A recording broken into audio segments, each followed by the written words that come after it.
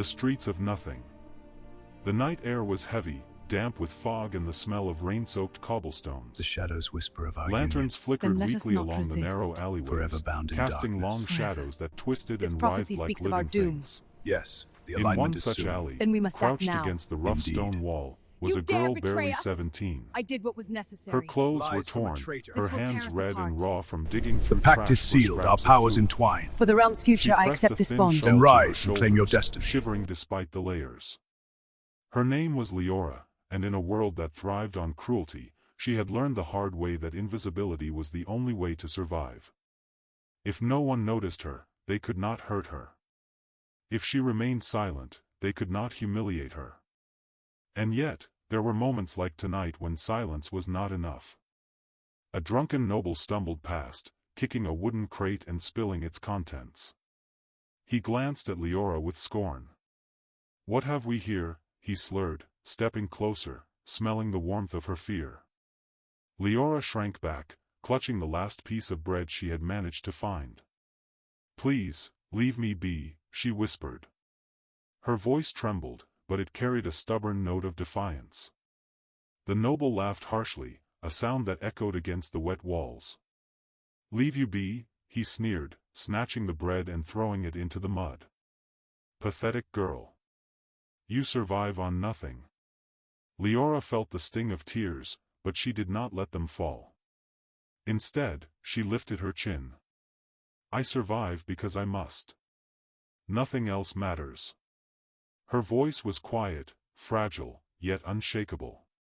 From high above, in the shadows of a distant tower, two crimson eyes gleamed.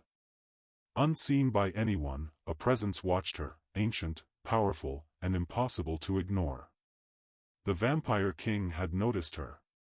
And that quiet, defiant moment would be the first thread that tied their fates together. The city slept in layers, the wealthy in their warm, opulent mansions, the poor in damp, dark alleys, and the powerful in towers that pierced the clouds. The Vampire King sat in his private chamber atop the tallest spire, silver hair spilling over his shoulders like molten moonlight. His crimson eyes glowed faintly in the dim candlelight as he leaned back in his throne-like chair, observing the city below. He was a creature of legend, feared by humans and vampires alike. His presence alone commanded respect, and his wrath was whispered about in every corner of the city. Yet tonight, centuries of routine and power could not distract him. Something in the streets below had caught his attention. A girl. She was small, frail even, but there was a spark in her, an audacity that refused to bow to fear. She had done nothing extraordinary in the world's eyes, yet in his, she was extraordinary simply because she had dared to exist, unashamed, in a world that crushed the weak. He watched as she pulled herself to her feet, brushing mud from her coat, her gaze scanning the alleys for danger. There was defiance there, but also kindness. Even as the drunk stole her bread, she had spoken no words of vengeance, only survival. Centuries had taught him to recognize power, and yet she wielded none. Still, something about her stirred a long-forgotten curiosity, and something more, though he would not admit it yet even to himself.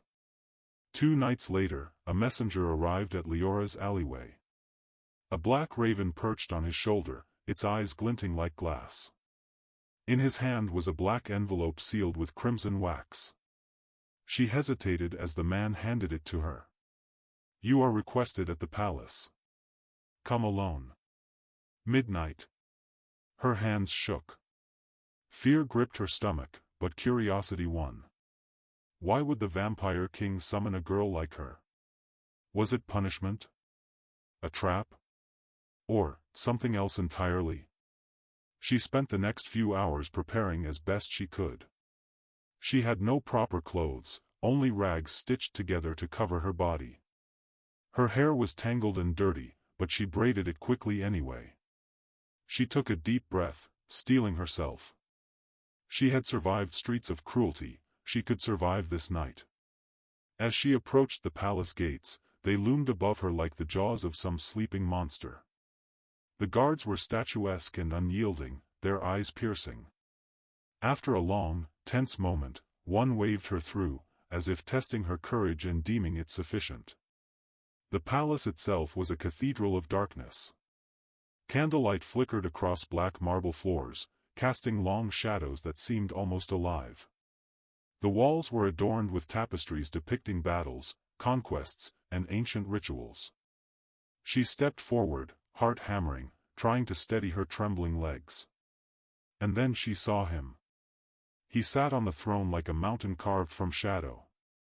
Silver hair shimmered in the faint candlelight, crimson eyes blazing with authority, and robes that seemed to flow like liquid darkness. The courtiers bowed deeply, murmuring in fear. Every inch of him screamed power, immortal, untouchable, absolute. And yet, somehow, he watched her as if she alone mattered. No one has ever humiliated the vampire king, until her. The words echoed in her mind like a drumbeat, and the audience would feel that same tension, the hook that grabs them instantly. "Bow," the vampire king commanded. His voice rolled through the hall like distant thunder. Every courtier stiffened, expecting compliance. Not Leora. She took a step forward. Her heart pounded, her legs felt like lead, but her chin lifted. "No," she whispered. A gasp ran through the throne room. Guards tensed. Courtiers exchanged horrified glances. The king's crimson eyes narrowed, not with anger, but with fascination. And then she struck. Her knee met his chest in a precise, audacious motion that would be remembered for centuries. Shock rippled through the room. The sound of impact was like a crack of thunder. Courtiers gasped, guards drew swords, whispers of disbelief filled the hall. The king did not fall. Instead, he studied her. A faint, dangerous smile curled at the corner of his lips. "Interesting," he said, voice low and measured. "You are not afraid." Leora's chest heaved. Fear and pride collided within her. She had done the unthinkable and survived, and in that survival, something deeper stirred, curiosity, fascination, and perhaps the first spark of connection between two worlds, the mortal and the immortal. From that moment on, nothing would ever be the same. The palace would never forget her. And the vampire king, he would not forget her either. The palace that swallowed her. Our union. Then let The us doors not of the resist. palace closed Forever behind bound in Leora with a darkness. hollow Forever. echo, a sound that seemed to swallow her entire world. The throne room still lingered in her mind, the crimson gaze of the vampire king, the court frozen in horror, the heavy pulse of his presence pressing against her chest. And now, beyond that room, the rest of the palace stretched out like a dark labyrinth, corridors lined with tapestries older than any story she had ever heard, staircases that spiraled into shadowed heights, doors that seemed to whisper secrets if one lingered too long. She took a deep breath, trying to steady the rapid thump of her heart. Her hands were still shaking, and every nerve in her body screamed to run, to hide in the familiar alleys and gutters she had called home. But she did not. She could not. Something in her chest told her that tonight, she had stepped into something she could not turn away from, a force far older, far greater, and infinitely more terrifying than any human cruelty she had endured. And yet, she could feel it, the faintest hint of curiosity, or perhaps attention, following her every step. She did not need to look, she knew he was there. The king. Her stomach nodded at the thought, not entirely of fear, but of something else, something that made her cheeks burn in a way she didn't understand. She was small, frail, a girl born in the streets, and yet she had dared to strike a being of unimaginable power. And now, she would have to survive the consequences of that audacity. The corridors were alive with whispers. Courtiers in their dark silks and polished boots had heard the stories, how the human girl had struck the vampire king in his throne room, kneeing him before every witness. Some called her reckless, others foolish, and a few whispered words that made her heart ache, "She does not belong here." Leora could feel their eyes on her as she passed, sharp like knives, heavy with judgment. Her shoulders hunched instinctively, but she refused to bow her head. "No," she thought. "I may be small, but I will not shrink from the world that has already tried to crush me." her thoughts turned back to the king. He had not struck her down. He had not even raised a hand in anger. Instead, he had smiled. That faint, dangerous smile had seared itself into her mind, making her pulse quicken at the memory. Was it admiration? Amusement? Or something else entirely? Leora did not know. And part of her feared that discovering the answer would demand more courage than she had ever summoned in her entire life. The king did not immediately summon her to his private chambers. Instead, she was assigned to observe palace life, a world she had never imagined existed, full of wealth, tradition, and danger. She walked through massive halls where portraits of past rulers glared down at her, their eyes seeming almost alive. Candlelight flickered in sconces along the walls, casting shadows that danced like ghosts. Every step she took was measured, every glance noted by someone, guards, servants, vampires who had lived centuries. And everywhere, she felt the weight of their judgment. Yet she endured. She had to. She had no choice but to survive. And slowly, almost imperceptibly, she began to notice something. The king was watching. Not openly, not in a threatening way, but in moments when she thought she was unseen, his eyes would appear in a shadowed corner, observing, studying her. Every act of kindness she performed, every hesitant step she took, was recorded by those red eyes. One evening, as she helped a young page recover a dropped scroll, she glanced up and met his gaze. Her stomach fluttered violently, and she quickly looked away, pretending she had not noticed. He is dangerous, she thought. And yet, I feel like he is not the monster everyone says he is. Days passed, and Leora learned the rhythms of the palace. She learned which doors led to which chambers, which courtiers would plot and gossip, and which guards were trustworthy enough to offer her a nod without suspicion. And she noticed the king more often. He would appear in the library when she least expected it, leaning over the same ancient tomes she had tentatively opened. Sometimes he spoke, not to lecture, but to correct a mispronunciation, or to offer insight into the texts. At first, she bristled at his attention. Who was he to offer advice to someone as insignificant as her?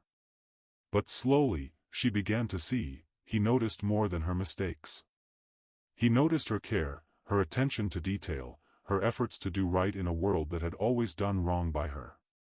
"You have a careful hand," he said one evening, his voice low, almost hesitant. Most would have torn the pages in frustration. I try to be careful," she replied, cheeks burning, aware of the sound of her own voice in the vast chamber. A faint smile touched his lips, the first one that seemed not entirely predatory or mocking. "Most humans cannot be trusted with knowledge, yet you manage to respect it." Her heart fluttered. That simple recognition, spoken so quietly, felt like sunlight breaking through storm clouds. Even as she learned the palace's ways, not everyone welcomed her. Courtiers whispered in corners, jealous of her audacity, resentful that a human girl had captured the attention of the king. She overheard threats, insults, and conspiracies, each one testing her courage. One day, a senior courtier approached her under the guise of offering help. "You are fortunate the king has taken notice of you," he said, voice smooth and venomous. "But be warned, not everyone sees you as worthy. Some will seek to remind you of your place." Leora's stomach churned, but she squared her shoulders. "I am no one's pawn," she whispered. "And if someone tries to make me one, they will see that I fight back." Her resilience began to earn quiet admiration from some younger courtiers, while fear and envy continued to simmer among the older, more powerful figures. She was small, yes, but her courage made her dangerous in a way that could not be ignored. Late one night, after the palace had settled into eerie silence, Leora found herself alone in the balcony garden. The moon hung low, silvering the fountains and hedges with cold light. She wrapped her shawl around herself and breathed deeply, trying to calm the nerves that never seemed to rest. And then she felt it, a presence behind her, not threatening, but commanding. The king stepped into the moonlight, his crimson eyes softening as they rested on her. "You move with courage," he said, almost a whisper. "Yet you do not understand the power you face here." I only try to survive," she replied honestly, eyes fixed on the distant city lights. "And to do right when I can. I do not want power. I only want to be seen for who I am." His lips curved slightly, a smile that held centuries of loneliness. "Then you shall be seen," he said softly. In that moment, something shifted. Not love, not yet, but a connection. One human heart and one immortal heart, both recognizing the fragility and the strength in each other. Over the next weeks, a delicate tension grew. Leora became the center of attention, both fascination and envy, while the king continued his quiet, almost invisible mentorship. Every glance, every word, carried meaning beyond what she initially realized. When she made a mistake, his correction was gentle, not humiliating. When she hesitated, his eyes encouraged rather than intimidated. And when others mocked her, his mere presence reminded them that she was not alone. Her emotions were a whirlwind: fear, pride, curiosity, and the faintest spark of something she dared not name. She was learning, surviving, and slowly stepping into a world she had never imagined, a world of shadows, power, and fascination. A palace of whispers. Speaks of our doom. Yes, The palace was alive with whispers. Then we must act now. Every hallway, staircase, and shadowed archway seemed to hum with quiet plotting. The courtiers, ever alert to signs of weakness, now regarded Leora with a mixture of fear and curiosity. Some muttered curses, claiming she was too bold, too reckless to survive even a single week. Others watched her with fascination, captivated by her courage and audacity, the very same audacity that had allowed her to knee the vampire king before the entire court. Yet none of these whispers reached the king's ears in the way that mattered. He was a creature of patience, observing from the shadows, letting events unfold like pieces on a chessboard. And though he had smiled at her defiance, he had not yet revealed the full measure of his interest in the girl who had dared to challenge him publicly. For Leora, the palace felt simultaneously magnificent and suffocating. She could barely comprehend the scale of it: the vaulted ceilings, the tapestries depicting wars she could not name, the servants who moved like shadows in the candlelight. Every glance in her direction carried judgment, and every whisper she overheard reminded her that she was small, human, and surrounded by beings of centuries-old power. And yet, in the depths of her heart, she felt something strange. She belonged here now, in some sense, because she had dared to step into a world where most humans would tremble and run. It was during the first formal court assembly after her entrance that Leora realized the full weight of palace scrutiny. Courtiers lined the throne hall in meticulous order, their dark robes and jeweled insignia glinting under the crimson light of enchanted chandeliers. The air hummed with tension. All eyes were on her, the girl who had humiliated the vampire king with a single bold act. "Bow," the king's voice commanded, rolling across the hall like distant thunder. Some would have fallen to their knees immediately, as centuries of custom demanded. Some would have trembled and prayed for mercy. Leora did neither. She stepped forward, shoulders squared, chin lifted despite the pounding of her heart. No fear. No hesitation. Gasps ran through the courtiers like wildfire. Guards reached for their swords instinctively. The room was alive with tension. And then, she struck. Her knee collided with the king's chest, just as it had during their first confrontation. The shockwave of her audacity rippled through the hall. Courtiers whispered in disbelief, guards faltered, and the air seemed to crackle with power. The king did not fall. Instead, he studied her with a strange intensity. Crimson eyes narrowed, lips curling into that same dangerous, faint smile. "Interesting," he murmured, voice low and unreadable. "You are not afraid." Leora's pulse raced, a mixture of adrenaline, fear, and an odd thrill flooding her veins. She had survived the impossible, and now the impossible itself was looking at her differently. Not everyone was captivated by her audacity. Some courtiers, particularly those whose power and influence were threatened by her presence, began to plot openly. "She has no right to draw the king's attention," one whispered to another in the servants' quarters. "We must remind her of her place." Leora overheard snippets of conversations as she went about her duties, tasks that now included assisting in the king's personal chambers and overseeing certain minor palace functions. Fear might have paralyzed another human, but Leora had long ago learned that courage was not the absence of fear, it was moving forward despite it. She also found quiet allies. Some of the younger courtiers, inspired by her bravery, began offering subtle support, a discreet nod in the hallway, a small tip about palace politics, even whispered warnings before she approached potentially dangerous situations. For the first time in her life, she realized that being human in a world of immortals had its own kind of power, empathy, resilience, and the courage to act with integrity. The king began to take a more active interest in her daily life, not in a domineering or threatening way, but as a mentor, observer, and sometimes a silent challenger. One evening, he appeared in the library where Leora struggled with ancient texts. His shadow fell across the open pages, and she looked up, startled. "You struggle," he observed, voice calm but piercing. I try," she replied, cheeks flushed, "but these words, they are not made for someone like me." He moved closer, eyes narrowing with curiosity. "Perhaps. Or perhaps the words are simply waiting for the right mind to understand them." "And you?" He paused, letting his gaze linger on her hands trembling over the text. "You may yet surprise me." Her pulse quickened, not just from the proximity of the immortal before her, but from the rare acknowledgement of her intelligence, her effort, and her courage. For centuries, she had been invisible. Now, she mattered. Weeks passed, and the subtle bond between them grew. He observed her as she moved through the palace, not openly, but with constant attention. Each act of kindness, each brave choice, was noticed and filed away in his ancient mind. One day, while she helped a young page untangle a scroll of delicate parchment, she glanced up and found his eyes on her, watching not with judgment, but with fascination. Her cheeks burned. She quickly looked away, pretending she had not noticed. "He is dangerous," she reminded herself.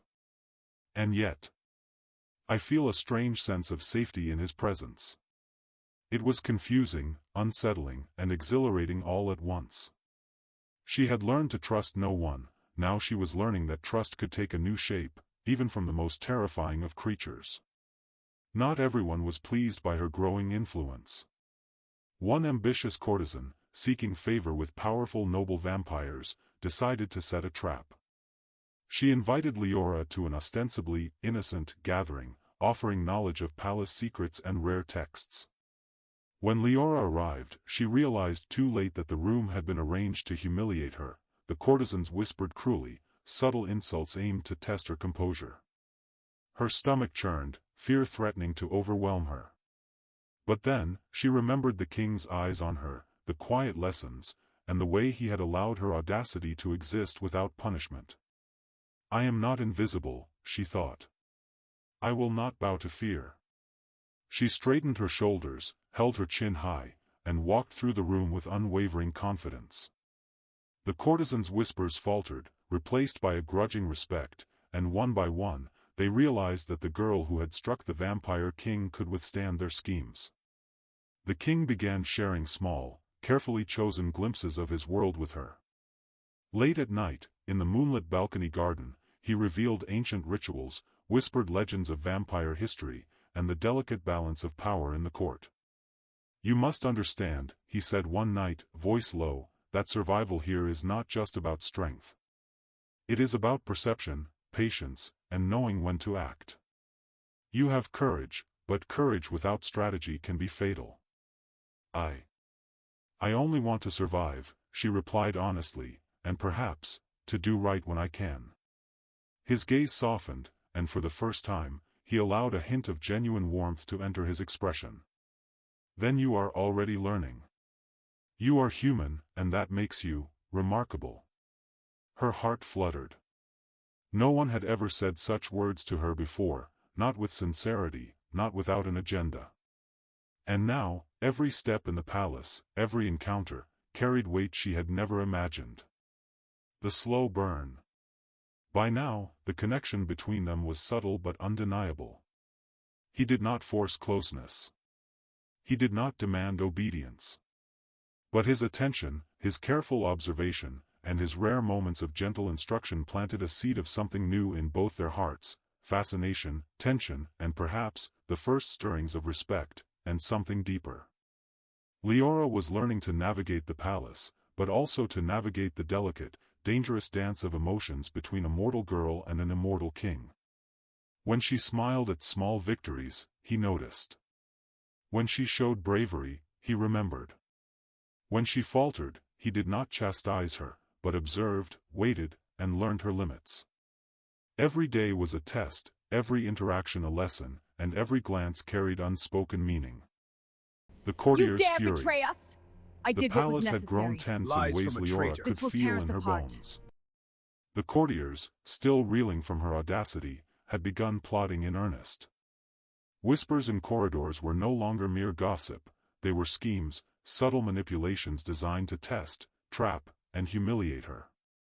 Leora sensed it immediately. As she walked past a group of older courtiers, she caught the glint of malice in their eyes. They discussed her presence with venom disguised as civility. "She believes herself untouchable," one hissed. "A child among predators. We must remind her." The words were enough to make her pulse quicken, but instead of fear, a strange determination settled in her chest. "I am no one's pawn," she reminded herself. "I have survived the streets, the cold, and the cruel. I will survive this too." And yet, even with courage, she could feel the invisible weight of their scrutiny pressing down. Every misstep could be magnified, every hesitation noted and used against her. She was a human in a world of centuries-old vampires, and for the first time, she realized that sheer bravery alone would not be enough to survive. Strategy, cunning, and the ability to read the intentions of others would now be essential. A week later, the courtiers' plotting culminated in a challenge. Leora was summoned to a formal gala, a gathering of the most powerful vampires and human allies in the palace. The hall was draped in velvet and candlelight, sparkling with jewels and the shimmer of centuries-old attire. Leora's heart pounded as she stepped through the doors, acutely aware of every gaze upon her. From the shadows, she could feel their intentions, tests, judgments, even threats veiled behind smiles and nods. She moved with grace, though each step required conscious effort to steady the tremble in her legs. And there, in the midst of the room, stood the king. Crimson eyes fixed upon her, his expression unreadable, yet somehow warmer than the rigid authority he usually exuded. She held his gaze for a brief moment before lowering her eyes, reminding herself that pride would be her guide but caution her shield. The courtiers began to circle, their whispered suggestions and pointed questions designed to entrap her into a mistake, a moment of embarrassment that would reaffirm her place in the hierarchy. One particularly venomous noblewoman approached, her voice sweet but dripping with malice. "You must understand your position, girl. To strike the king is one thing, to survive among us is quite another." Leora met her gaze, chest rising and falling with controlled breath. "I have survived far worse," she said quietly, yet clearly enough for everyone to hear. "I am learning, but I will not bow to cruelty disguised as tradition." The room froze, the audacity of her words rippling through the assembly. Even some courtiers who had once scorned her exchanged glances, their expressions betraying a begrudging respect. From his throne, the vampire king observed silently. He did not move to intervene, he did not offer protection. Yet every heartbeat of hers, every defiant word, was noted. He had seen centuries pass, had watched humans falter and fail before the smallest challenge. And yet, this girl, small, fragile, mortal, had faced them all with a courage that refused to bow. His lips curved slightly, just enough to hint at his approval. Not a smile of affection, not yet, but a recognition. She understands the rules of power better than they do, he thought. And she acts with integrity. This quiet observation became their ritual. He would watch, she would act, and slowly, a silent understanding began to grow, a connection unspoken but deeply felt. Days after the gala, a real threat emerged. A group of vampire nobles, resentful of Leora's growing influence, attempted to physically intimidate her in the palace corridors. Their plan was simple: corner her, humiliate her, and force her submission. Leora's pulse quickened, but her hands were steady. She had learned enough to recognize danger and act decisively. As the first figure lunged, she sidestepped, using their own momentum against them. In that moment, she realized something: she had grown stronger, sharper, braver. Not in the way of vampires, but in the way of humans who had survived a world that sought to destroy them at every turn. The king arrived silently, stepping from the shadows. His presence alone was enough to halt the attackers, and their hesitation allowed Leora to regain control. He did not speak, but the weight of his eyes on her, protective, yet expectant, gave her an unspoken signal: you can do this. Later that night, the king found her on the balcony, moonlight casting silver across her hair. Her chest rose and fell rapidly, not from exhaustion, but from the lingering adrenaline. "You handle yourself well," he said, voice low and careful. Few humans would have survived that encounter. I have no choice," she admitted. Her eyes met his, vulnerability and courage mingling in their gaze. "I can't hide forever. I have to face whatever comes my way, or I will be crushed." He stepped closer, his gaze softening ever so slightly. "And yet, here you are. Fearless, defiant, remarkable." Her heart fluttered. He sees me, she realized. Not the girl who had been invisible in the streets. Not the human beneath centuries of vampire power. He sees me as I am. From that night onward, a subtle tension grew between them. It was not spoken, not declared, but it was present in every look, every touch of his hand as he passed, every silent observation from the shadows. Leora found herself acutely aware of his proximity, the warmth of his presence, the sharpness of his gaze, the way he seemed to notice the smallest details about her. She tried to focus on her duties, but each encounter left her heart racing, cheeks burning, and thoughts spiraling into uncharted territory. For the king, it was equally disorienting. Centuries of detachment had taught him to observe without involvement, to rule without connection. Yet with her, he found himself drawn to her courage, her resilience, her humanity. And he was fascinated by the way she refused to be dominated or silenced in a world where he wielded absolute power. As Leora's bond with the king deepened, the courtiers' jealousy intensified. They began conspiring more openly, attempting to manipulate situations in her absence, spreading rumors about her origins, questioning her loyalty, and sowing seeds of doubt among those who supported her. One day, Leora overheard a plan to humiliate her during an upcoming ceremony, using a staged incident to portray her as unworthy and foolish. Fear flared, but she clenched her fists and straightened her shoulders. "I am not afraid. I will face this as I have faced every challenge." Her determination only grew stronger. She was not just surviving, she was asserting her presence, carving out a place in the palace that had once been impossible for a human to occupy. Despite the danger, there were moments of triumph. A small act of kindness toward a frightened servant, a clever maneuver in a courtly debate, a quiet display of knowledge in the library, all these victories, though subtle, strengthened her position. The king noticed them all. He observed silently, rarely offering praise, yet his attention was unmistakable. Each success of hers became a shared secret, a connection that neither needed to verbalize. And every time she dared, every time she acted with courage or integrity, the bond between them deepened. Leora had grown into her place in the palace. She was no longer just a human girl, she was a presence, a force to be reckoned with. Her courage and integrity had earned her quiet respect, though jealousy and danger still lurked around every corner. The stage was set for a confrontation that would test everything she had learned, her courage, her cunning, and her bond with the king. Every whispered plot, every subtle challenge, every courtly insult was preparing her for the moment when she would truly step into her destiny, and when the slow-burn connection between mortal and immortal would ignite in ways neither could have predicted. The pact is sealed, our powers entwined. For the realm's future, I accept this bond. Then rise and claim your destiny. Every corridor, every shadowed archway seemed alive with anticipation. Courtiers whispered in secret, plotting one final test of Leora's courage. Rumors had spread far and wide. The girl who had struck the vampire king, unafraid, was walking the halls of power with audacity few could comprehend.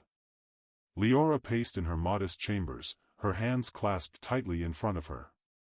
The adrenaline of prior challenges had faded into a steady hum of resolve. She could feel the weight of the palace pressing down on her, the history, the eyes, the invisible expectations, but she was ready. Every trial she had faced, every insult endured, had prepared her for this moment. Her mind wandered to the king. That same crimson gaze, that faint but dangerous smile, lingered in her memory. She felt a strange mix of fear and something softer, admiration, curiosity, and the first whispers of trust. Despite his legendary power, she knew there was something human in him, something that could be touched, if only carefully, gently. And now, tonight, all of that would be tested. The throne room was a cathedral of shadow and candlelight, more grand than any scene Leora had yet witnessed. The walls gleamed with black marble, tapestries of wars and legends hanging like silent witnesses to centuries past. Courtiers filled the room, their eyes sharp, their whispers low and venomous. Guards lined the aisles, poised for any sign of rebellion. And at the center, on his throne of obsidian and crimson, sat the vampire king. His presence dominated the room, centuries of authority radiating like a palpable aura. Yet beneath that power, there was the same curiosity, the same faint approval he had shown Leora before. His gaze found her the moment she stepped into the hall, and the air between them thrummed with unspoken tension. No one has ever humiliated the vampire king, until her. The memory of that hook, the moment the world had paused for her courage, lingered in the room. Every eye, every whisper, now focused on what she would do next. The challenge begins. A senior courtier, known for his cruelty, stepped forward, voice echoing in the hall. "Human girl," he said, tone silk-wrapped with malice, "you have walked among predators and dared to strike the king. Yet tonight, you shall see the consequences of audacity. Will you kneel, or shall you fall?" Leora's stomach tightened, but she stood tall, meeting his gaze without flinching. "I bow to no one who seeks to humiliate me unfairly," she said, voice steady, carrying through the hall. "I act with integrity, and I stand for what is right." A ripple of surprise ran through the assembly. She was small, mortal, vulnerable, and yet she radiated a confidence that few could ignore. The courtiers exchanged worried glances. They had underestimated her. They had forgotten that courage and kindness, when combined with intelligence and resilience, could be as powerful as any vampire's centuries of experience. The confrontation. The senior courtier lunged, attempting to embarrass her with a calculated trick, a staged attack to make her appear weak. Leora's reflexes, honed by years of surviving the streets and weeks in the palace, kicked in instinctively. She sidestepped, using his own momentum to unbalance him, and stood firm. Gasps filled the throne hall. Guards moved instinctively, but the king raised a hand, halting them. His eyes, crimson and piercing, were fixed on her. There was no anger there, only a rare, measured curiosity. "You have grown stronger," he said quietly, voice carrying over the whispers. "And yet, you remain human." Her heart pounded at the acknowledgement, at the weight of his attention. In that moment, she understood something fundamental. He did not just see her actions, he saw her heart, her choices, her courage. And he respected them. A moment of recognition. As the courtier slunk away, defeated and humiliated by his own schemes, the king rose from his throne. Every movement was deliberate, powerful, commanding attention from every corner of the hall. He stepped down from the dais and approached Leora, his eyes locked on hers. For a heartbeat, the world seemed to hold its breath. The courtiers froze, unsure whether to intervene, and even the guards hesitated, feeling the weight of centuries of power pressing down. "You have faced trials that would break most mortals," he said, voice low and resonant. "And yet, you have not bent, you have not yielded, and you have not bowed to cruelty. That is remarkable." Leora swallowed, her chest rising and falling rapidly. Her voice trembled, not from fear, but from the intensity of the moment. I only try to do what is right," she said softly. "Even if the world tells me otherwise." The king paused, crimson eyes softened, and the faintest smile appeared. "Then perhaps, you have found your place here, not by privilege, but by courage." The first touch of trust. In the quiet aftermath, the king extended a hand, not to command, not to threaten, but as a gesture of acknowledgement. Leora hesitated for a heartbeat, the weight of centuries pressing down on her mortal shoulders. Then, slowly, she placed her hand in his. It was not a touch of romance yet, not entirely, but it carried something profound: trust, recognition, and the first bridge between their worlds. Courtiers dared not breathe, even the guards watched in awe. "You are different," he murmured, almost to himself. "And I wish to see where this path leads." Leora's heart fluttered, and in that silent exchange, she realized that connection was possible, even between mortal and immortal. A courtesan's last attempt. The jealous courtesan, witnessing the king's acknowledgement, made one final attempt to undermine Leora.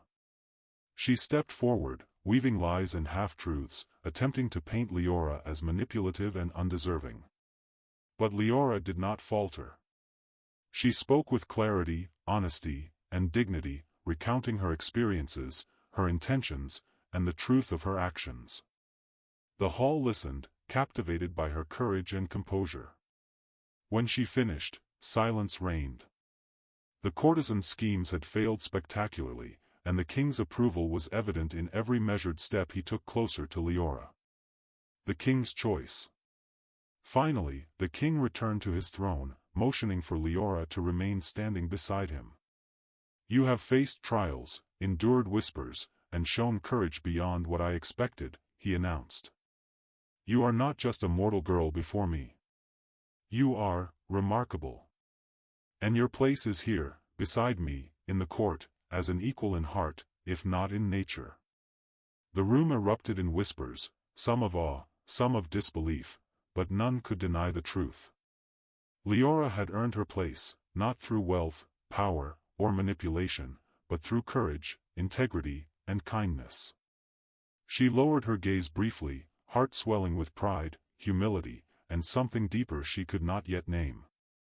Then she looked up at him, their eyes meeting, and a silent understanding passed between them, the beginning of trust, respect, and a connection that neither mortal nor immortal could fully define. A new dawn. As the night waned and the palace settled into quiet once more, Leora stood on the balcony overlooking the city.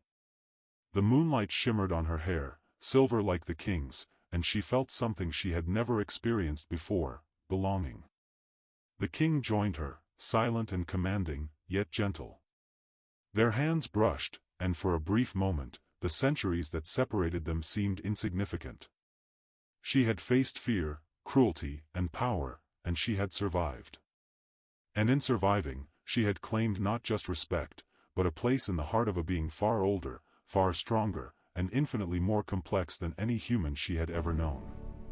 In the silence of the night, she realized, her story was just beginning.